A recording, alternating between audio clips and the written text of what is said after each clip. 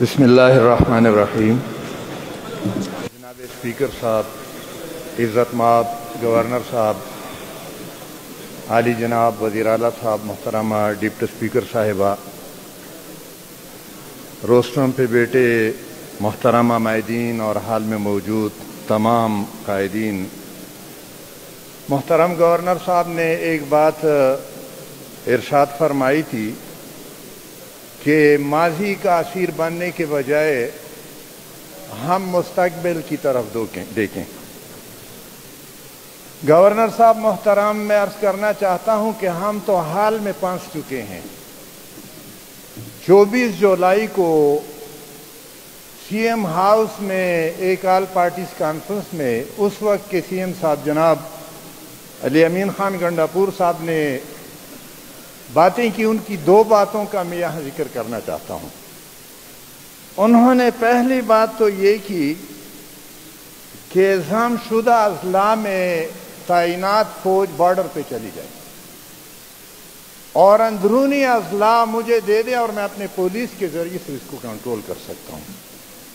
دوسری بات یہ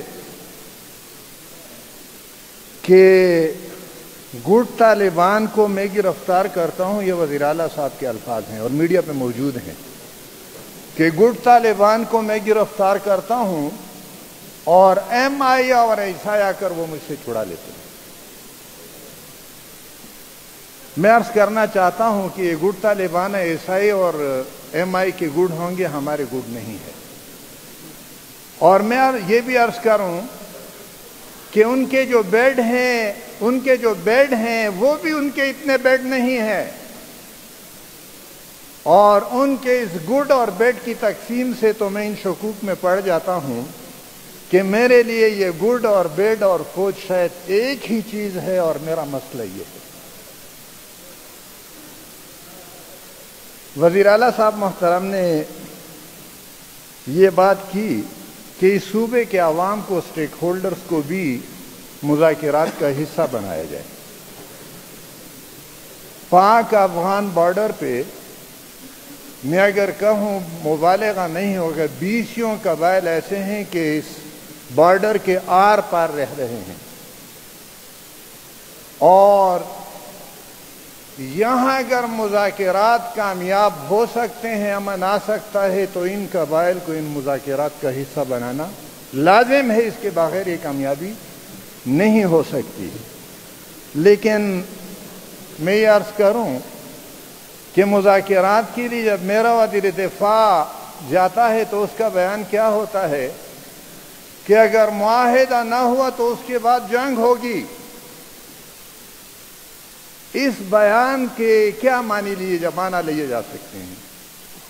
اس کا معنی یہی ہے کہ مذاکرات ناکامی کی طرف بڑھ رہے ہیں، اور ہماری طرف سے اس کو کامیاب بنانے کی بات نہیں ہو رہی بلکہ اس کو ناکام بنانے کی بات ہو رہی ہے۔ اس وقت ہم پشاور میں ہیں، تھوڑا سا باہر نکل کے اگر آپ آگے جائیں گے تو سامنے کور کمانڈر کا گھر ہے، یہاں پہ امن ہے، اور میں شرقی تانے سے صاحبزادہ عبدالقیوم روڈ پہ جاتا ہوں تو فوجی سپاہی میرے وہ استقبال کے لیے کھڑا ہے۔ یہاں فوجی سپاہی کا کیا کام ہے؟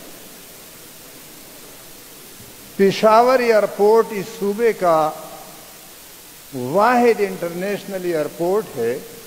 اس ایئرپورٹ تک جاتے ہوئے 3 فوجی چیک پوسٹ پہ اس صوبے کے عوام کی چیکنگ ہوتی ہے۔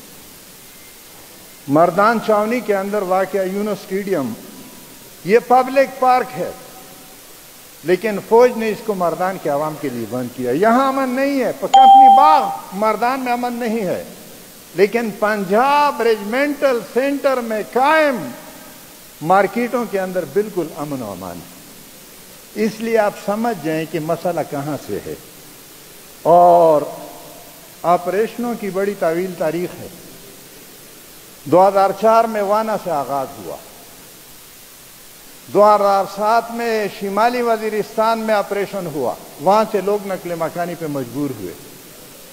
2007 ہی میں باجوڑ میں آپریشن ہوا، 2008 میں سوات اور بنیر میں آپریشن ہوا، اور 2014 میں شمالی وزیرستان کا دوسرا آپریشن ہوا، اور 2025 میں مجھ سے پھر کہا جاتا ہے کہ ایک اور آپریشن کرنے کی ضرورت ہے۔ اور پھر اسپیکر صاحب آپ بتا رہے ہیں کہ آپ نے باجوڑ کے اندر انٹرنلی ڈسپلیسڈ لوگوں پہ اربوں روپیہ خرچ کیا ہے، اور اعلان ہوا تھا کہ 1 ہفتے کے اندر سب کچھ کلیئر ہو جائے گا۔